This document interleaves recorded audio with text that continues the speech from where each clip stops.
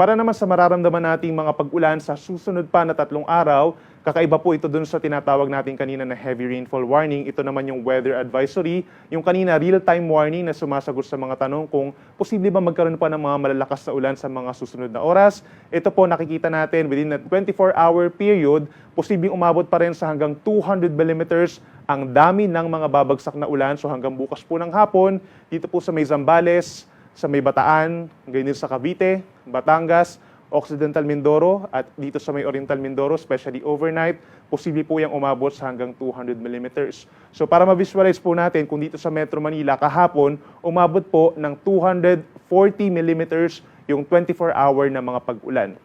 So more or less, halos ganun po yung posible bumagsak na ulan dito sa mga nabanggit natin na probinsya. Habang pagsapit naman, sa ibang lugar pa dito sa Luzon, meron namang nasa 50 to 100 millimeters ang dami ng ulan sa susunod na 24 oras.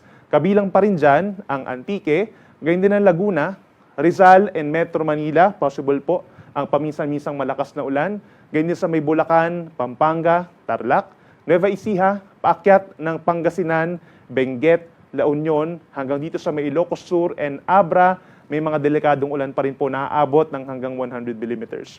Other areas, pagsapit po bukas, may mga kalat-kalat na ulan din and thunderstorms. Generally, mga light to moderate rains po ito over the rest of Luzon, yung mga hindi natin namagit na lugar dito sa Luzon, ngayon din sa natitirang bahagi ng Western Visayas at Negros Island Region. Habang natitirang bahagi ng Visayas plus buong Mindanao, asahan pa rin po ang fair weather conditions at yung mainit at tuyong panahon for most of the day at maliit lamang ang chance ng mga isolated thunderstorms. Yung heat indices sa maraming mga syudad, posible pa rin umabot sa delikadong antas na 42 degrees or higit pa.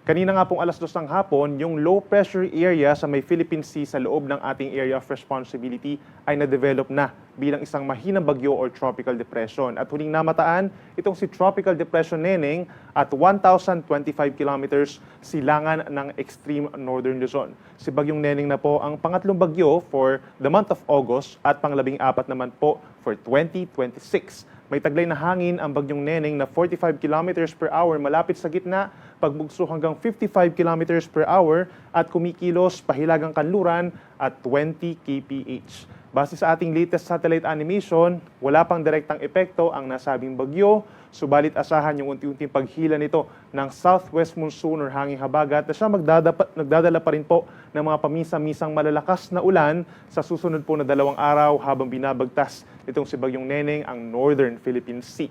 Samantala, patuloy din natin minomonitor ang isa pang low pressure area sa labas pa rin ng ating PAR. Huling namataan nito kaninang hapon at 460 kilometers kanluran ng Calayan, Cagayan at base pa rin po sa analysis natin, mataas ang tsansa na ito'y maging isang tropical depression din kagaya nitong si Bagyong Neneng sa susunod na 24 oras.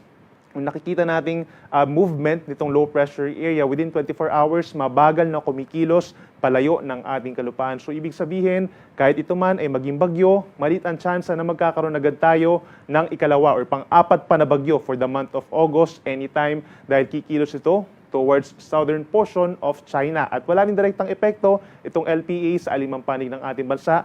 Again, yung mga pag-ulan sa malaking bahagi ng Luzon and Visayas dahil pa rin po sa hanging habagat.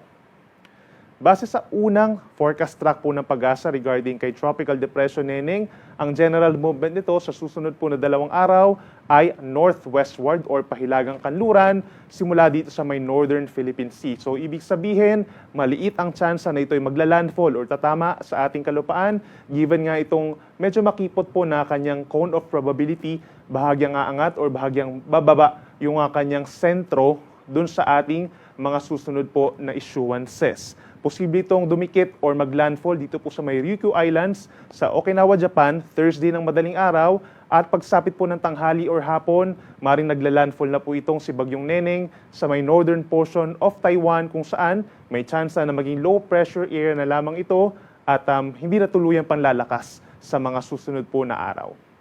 Nakikita natin, based din sa ating latest track, nasa hanggang 380 kilometers po yung kanyang radius, yung pinakamalawak niya, at yung pinakamakipot naman is around 200 kilometers, no? So, ibig sabihin, the moment na lumapit ng bahagya pa itong si Bagyong Neneng sa ating kalupaan, ay maaaring mahagip po yung outer rain bands, itong Batanes and Babuyan Group of Islands sa mga pabugso-bugsong hangin at misang malalakas na mga pag-uulan. Pero inulit natin yung direct effect naman dito sa may mainland Luzon, including Metro Manila, hindi po natin nakikita habang binabagtas ng bagyo ang Northern Philippine Sea. As of 5 p.m., meron po tayong heavy rainfall warnings pa rin sa malaking bahagi ng Luzon. Meron tayong red warning over Occidental Mindoro, gayon din po ang Calamian Islands at Batangas. Ibig sabihin, torrential rains o lubhang napakalakas po ng mga pag-ulan ng mararamdaman sa susunod na 3 oras o hanggang mamayang alas 8 po ng gabi. Meron naman tayong orange warning sa malaking bahagi po ng Zambales, gayon din ng Bataan, dito rin sa may western portion ng Pampanga, sa bahagi or timog na bahagi ng Cavite, natitirang bahagi ng Batangas, at itong Oriental Mindoro, meron pong intense rains or napakalakas na ulan sa susunod na 3 oras. At meron namang yellow warning pa rin over Metro Manila, ganyan ang southern portion of Bulacan, ilang bahagi pa ng Pampanga, western portion ng Tarlac, hilagang bahagi ng Zambales, hanggang dito po sa hilagang bahagi ng Cavite, malaking bahagi ng Laguna at western portion pa ng Quezon Province. So ibig sabihin, heavy rains or malalakas na ulan pa rin po posible sa susunod na 2 hanggang 3 oras dun sa mga nabanggit natin na lugar. Laging tumutok sa ating updates regarding dito sa heavy rainfall warning. Every 3 hours po ito, 5 p.m. yung kasunod po alas 8 ng gabi, makikita natin dito sa panahon.gov.ph, ang isa sa mga official websites po ng Pag-asa.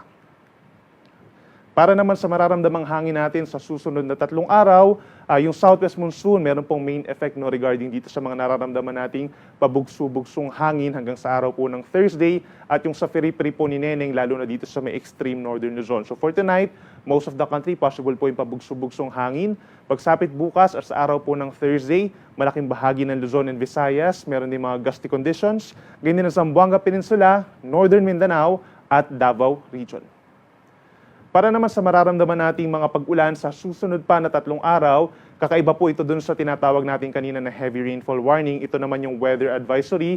Yung kanina real-time warning na sumasagot sa mga tanong kung posible ba magkaroon pa ng mga malalakas na ulan sa mga susunod na oras. Ito po nakikita natin within a 24-hour period, posibleng umabot pa rin sa hanggang 200 millimeters ang dami ng mga babagsak na ulan. So hanggang bukas po ng hapon, dito po sa may Zambales, sa may Bataan, ganyan sa Cavite, Batangas, Occidental Mindoro, at dito sa may Oriental Mindoro, especially overnight, posible po yung umabot sa hanggang 200 millimeters. So para ma-visualize po natin, kung dito sa Metro Manila kahapon, umabot po ng 240 millimeters yung 24-hour na mga pag-ulan. So more or less, halos ganun po yung posible bumagsak na ulan dito sa mga nabanggit natin na probinsya. Habang pagsapit naman, sa ibang lugar pa dito sa Luzon, meron namang nasa 50 to 100 millimeters ang dami ng ulan sa susunod na 24 oras. Kabilang pa rin dyan ang Antique, gayon din ang Laguna, Rizal and Metro Manila, possible po ang paminsan-minsang malakas na ulan. Gayon din sa may Bulacan, Pampanga, Tarlac, Nueva Ecija, paakyat ng Pangasinan, Benguet, La Union, hanggang dito sa may Ilocos Sur and Abra, may mga delikadong ulan pa rin po na aabot ng hanggang 100 millimeters. Other areas, pagsapit po bukas, may mga kalat-kalat na ulan din and thunderstorms. Generally, mga light to moderate rains po ito over the rest of Luzon, yung mga hindi natin namagit na lugar dito sa Luzon, ngayon din sa natitirang bahagi ng Western Visayas at Negros Island Region. Habang natitirang bahagi ng Visayas plus buong Mindanao, asahan pa rin po ang fair weather conditions at yung mainit at tuyong panahon for most of the day, at maliit lamang ang chance ng mga isolated thunderstorms. Yung heat indices sa maraming mga syudad, posible pa rin umabot sa delikadong antas na 42 degrees or higit pa. Pagsapit po bukas ng hapon hanggang Thursday afternoon, ito yung time kung saan lumalapit ang bagyo sa may Okinawa, Japan, na dito rin sa may northern Taiwan. So habang nandun po ang bagyo, meron pa rin tayong habagat na siya magdadala pa rin ng mga delikadong ulan dito sa may parting La Union, Benguet, Pangasinan, Zambales, pababa po ng Bataan at Occidental Mindoro, kung saan nasa 100 to 200 millimeters ang posibleng 24 hours na rainfall.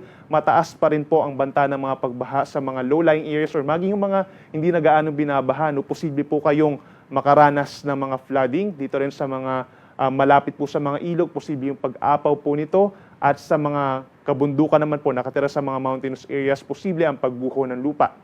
Habang meron naman tayong 50 to 100 millimeters sa dami ng ulan simula po bukas ng hapon hanggang Thursday ng hapon sa may Ilocos Sur, Abra, dito pa rin po sa may Tarlac, Nueva Ecija, Pampanga, Bulacan, pababa po ng Metro Manila, gayon din sa Rizal, Cavite, Batangas, hanggang dito sa may Oriental Mindoro. Delikado pa rin po ang mga pag-ulan, pabugso-bugso pa rin sa susunod pa or after the next 24 hours. Whereas the rest of Northern Luzon, ngayon din ang mga lalawigan ng Aurora, Quezon and Laguna, meron pa rin paminsan-minsan na mga light to moderate rains. Yan po ay dahil din sa southwest monsoon.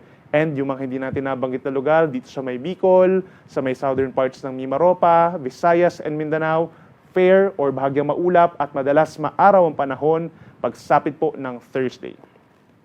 At pagsapit naman ng Thursday afternoon hanggang Friday afternoon, meron pa rin mga delikadong ulan pero kung mapapansin po nila, mas kakaunti na yung mga lugar at mas kakaunti na rin yung mga posibleng maramdaman na mga pag-ulan. So meron tayong 50 to 100 millimeters sa dami ng ulan. The moment na nandun na sa may parteng Taiwan or Northern Taiwan itong potential na low pressure area na lamang na si Bagyong Neneng, ay meron pa rin tayong mga delikadong ulan sa Ilocos Norte or basically the entire Ilocos region, ganyan din ang Abra, Benguet, Zambales, Bataan at Occidental Mindoro. Paminsan-minsan pa rin po may malalakas na mga pag-ulan. Habang sa araw ng Friday, that's August 21, possible pa rin po yung scattered rains and thunderstorms over Metro Manila, natitirang bahagi ng Cordillera Administrative Region, ganyan sa mga probinsya ng Tarlac, Pampanga, Nueva Ecija, Bulacan, pababa po ng Cavite, at Batangas. So make sure na kung lalabas po ng bahay sa araw po ng Friday, magbaon pa rin po ng payong or kapote, just to be sure.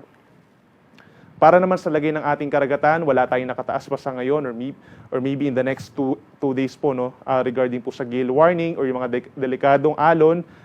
However, given po na meron pa rin tayong malakas na southwest monsoon, posible pa rin ang maalon na karagatan dito sa may western seaboards nga ng Luzon hanggang 3 meters po, lalo na kapag malalakas ang mga hangin at ulan doon. Delikado ito for our small sea vessels. Mataas din ang mga pag-alon dito po sa baybayin ng Mimaropa, ilalim na bahagi ng Quezon and Bicol region, hanggang dito sa may Eastern Mindanao, posible ring umabot sa 1.5 hanggang 2.5 metro ang taas ng mga pag-alon. At yung mga hindi natin nabanggit, within the next 12 hours, nasa 0.5 hanggang 1 metro lamang ang taas ng mga pag-alon, maliban pa rin sa mga thunderstorms.